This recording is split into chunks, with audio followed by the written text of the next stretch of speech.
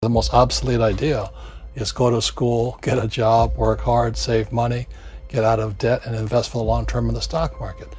See, why would you save money when they're printing trillions of dollars? The gap between the 1% and 99% is massive. You see, it's not just money. You have to step back and look at the bigger picture. So what do you do? In every one of us is a poor person. There's still a poor person inside me. There's also a middle class person, and the middle class persons want security. They want that steady paycheck. And there's a rich person. And they're all inside of us, except that it's not taught. You're taught to go to school, get a job, and get a paycheck. You're not taught how to get rich. If you read Rich Dad, Poor Dad, my rich dad refused to pay me.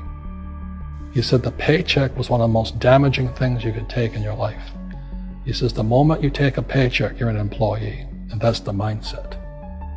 So my rich dad never paid me. He drove my poor dad, government employee, nuts. You gotta pay people, you gotta pay people.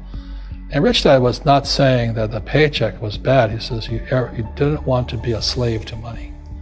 So as an entrepreneur, if rich dad folded, I just started another company. I don't need a paycheck. I don't need anybody to take care of me. If my government doesn't like me, I move to another country because they need entrepreneurs there. So the entrepreneur is not so much the business. The entrepreneur is really the mindset and the skill sets and the different set of rules. You see, I don't operate, small business does not operate in the same rules as big business. Entrepreneur is a mindset first, a skill set, and rules. And depending upon whether you're an employee or a small business, the rules are different. The mindsets are different. The skill sets are different. If you could say one thing to somebody who's never been an entrepreneur and they're thinking about making the leap of faith into becoming an entrepreneur, what could you tell them? Well, I'll just tell them the same thing that happened to me. My last paycheck, I still remember it clearly. It was one of the worst and the best days of my life. And I was in Puerto Rico. I was working for Xerox, and my boss gave me my last, it wasn't a paycheck, it was a bonus check. I think it was about $30,000, taxable. It's the only problem with that. So I got this check and I went, holy mackerel. You know what I mean? So I was excited, but I was also disturbed. And so this other guy comes up to me, his name was John, and John says to me, he says, you're gonna be back. I said, why? He says, because you're gonna fail. I looked at him and said, look, few expletive words, because that's what he did. He left Xerox, failed, and he came back. And I said, look, you failed and you came back, but I'm gonna fail and I'm never coming back. And that's the attitude. Do you know what I mean? If you say, well, if I fail, I'll go back to mommy and daddy, then that's what you'll do. So if you fail, that's when I became an entrepreneur, because I had no money. I had no money for years. I didn't have a paycheck. But that's what my rich dad encouraged me to do. He says, when you don't have this paycheck, you get hungrier, smarter, and it's a test of your character. Will you become a crook? Will you become dishonest? Will you cheat and steal? Or will you become a better human being?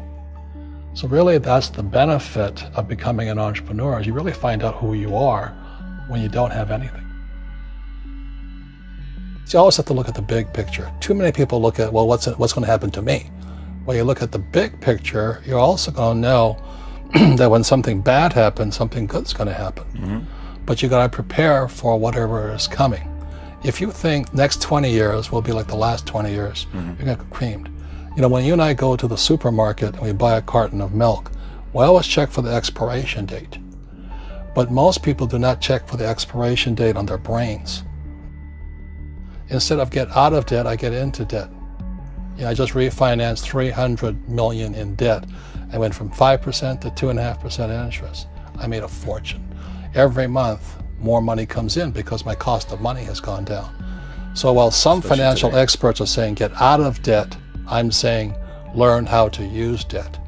See, when I came back from in Vietnam in January of '73, the first thing my rich dad said to me was go to school to learn how to invest in real estate. It wasn't real estate, it was how to use debt and taxes. Debt and taxes make the rich richer.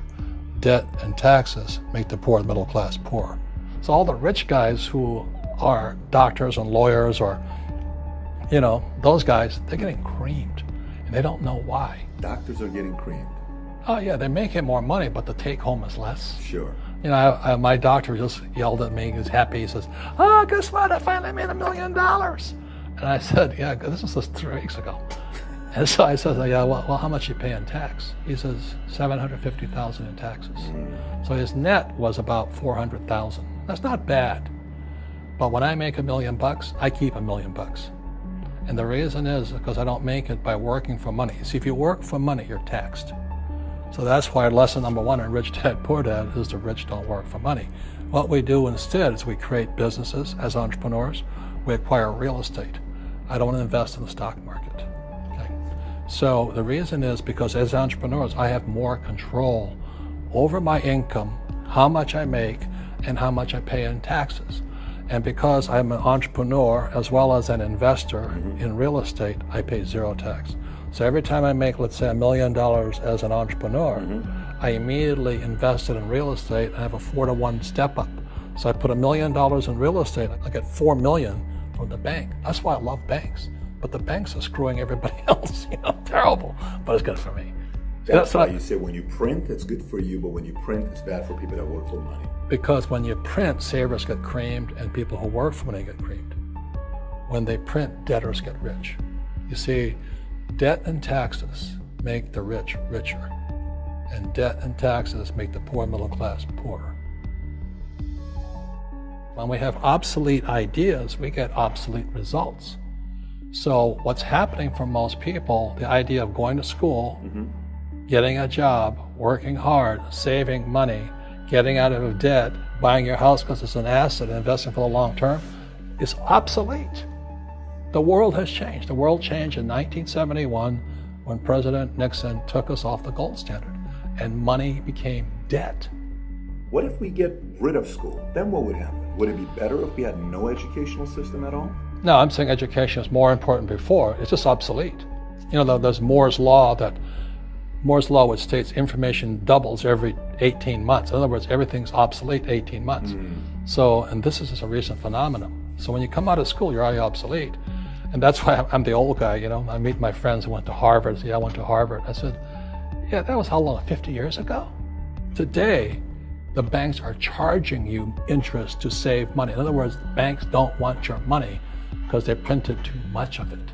And that's why there's this bubbles in stocks and bubbles in real estate and all this. People are dumping the cash because, as I said in here, savers are losers and cash is trash. And yet people, well, I want a high-paying job. Well, that's an obsolete idea. Get out of debt is an obsolete idea. You should learn how to get into debt, how to use debt to get rich, and they'll never teach you about taxes. The reason the 1% is way up here and the 99% are going this way is because when you print money, 2 things happen: inflation and taxes. It's crushing them. And any entrepreneur thinks, I'm just going to make money, I'm going to start a business and make a lot of money because of what we talk about. They really have got to smell the roses, man. That's not what the real entrepreneurs are doing. Most entrepreneurs, there's 28 million small business owners in America. 24 million are what are one-person entrepreneurs. They're called non-employee entrepreneurs. So and that's what happens is when people don't really understand what an entrepreneur does. So most big people are self-employed, but they're not really entrepreneurs. The self-employed pay the highest taxes of all, and nobody tells them that. Yeah, it's also called the entrepreneurial spirit, but what we were actually talking about was there's no such thing as a bad economy.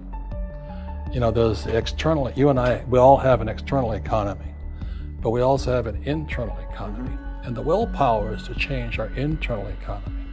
So for me, I can see the good and I can see the bad. I don't really give a damn because I'm going to be rich anyway. But a poor person with a poor personal economy, all they're going to see is a bad economy because they don't know how to make money in any economy.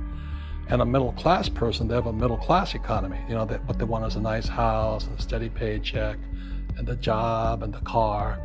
And so when you take their job away, to them, that's disaster. Well, since an entrepreneur doesn't have a job anyway, it's no big deal. So all I'm saying to people, and it's what Bucky Fuller taught me, is always two sides, you know what I mean? Unity is plural, at minimum two. So if you think the economy is bad, it's because your economy is bad. If you think that steady, employment is important, then you'll see an economy without jobs. Your economy versus the external economy. What you control versus what you can't control. I can control. Yeah, it's called an internal focus versus an external focus. So the real entrepreneur has an internal focus. That if they fall down, they say, "Oh, this is good, because I'm going to go up higher." The average person will fall down and say, "Oh, I'm going to take some Prozac," or somebody has a mistake. So, "Oh, the mistakes don't matter." Well, mistakes matter. It means you didn't know something. But a real entrepreneur, whether they fall down, they always can go up. They can stand back up and go higher. And no matter what happens to them, they get stronger and better and smarter and happier. But a person with a weak internal mindset is that they're so afraid of what happens, it generally happens. Like, people who are afraid of losing their jobs, they generally lose their jobs. You know what I mean? Yeah, so everything you can comes through you. Yeah, so the entrepreneur first job is to control inside here, not outside there. The moment you take that paycheck, you're an employee. You've got to be stronger than that. It's about inside control.